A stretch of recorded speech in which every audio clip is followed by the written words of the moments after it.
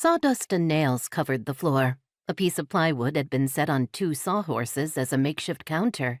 It bowed slightly under the weight of an ancient microwave, power tools, containers of coffee, and donut boxes. Mold was floating in the congealed cream on the cup Faith Fairchild had picked up, intending to heave it at her husband, Tom, who was smiling sheepishly at her from the doorway. A doorway Faith had thought was supposed to be the site for a fireplace. She put the cup down, grabbed a desiccated donut from the hand of her 7-year-old son, Benjamin, snatched an iridescent beef jerky stick from the lips of her 3-year-old daughter, Amy, and spoke in a carefully measured tone. A very carefully measured tone. Each word enunciated, each word weighing several tons. "Sweetheart, I thought you told me that the house was almost finished. It doesn't look almost finished to me." She had been driving for 5 hours from the Fairchilds' home, the parsonage in Aleford, Massachusetts, to their summer cottage on Sanpere Island, off the coast of Maine.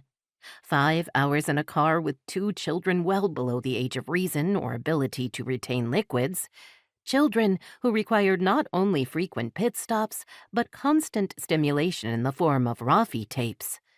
Ben, a curious soul, also needed to pepper his mother with questions answerable and unanswerable. "Why is it called the Maine Turnpike? 'Cause it's in the state or 'cause it's Maine?" And "Why are they always working on it every time we drive to Sanpere?" Faith had often thought of offering her services as a consultant to the Massachusetts Department of Correction. Locking miscreants up in cells displayed a certain lack of imagination when it came to sentencing. Most parents could reel off dozens of alternatives, with no possibilities for recidivism.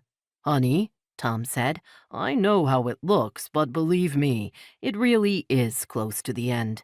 We've got the punch list. Mostly what you're seeing just means painting, a little cleanup, and a few trips to the dump." In contrast to his wife's words, Tom's rushed out in a torrent, and he tested the waters by moving a few steps closer to her. Clutching a child firmly at each side, she was standing as rigid as Niobe after the gods got to her. She held up her hand, and Tom stopped in his tracks. "There are no cabinets as far as I can see," she said, starting to tick off items with one finger, "nor counters, except for that." Pointer went down as her gaze swept over the plywood, virtually igniting it. "I see you have apparently decided on a different location for the fireplace." Another finger joined the others, and before she made a fist, Tom strode over and put his arms around his family. Okay. It's not as far along as we'd hoped, but I was sure you'd want to be here, want to be a part of it, make decisions.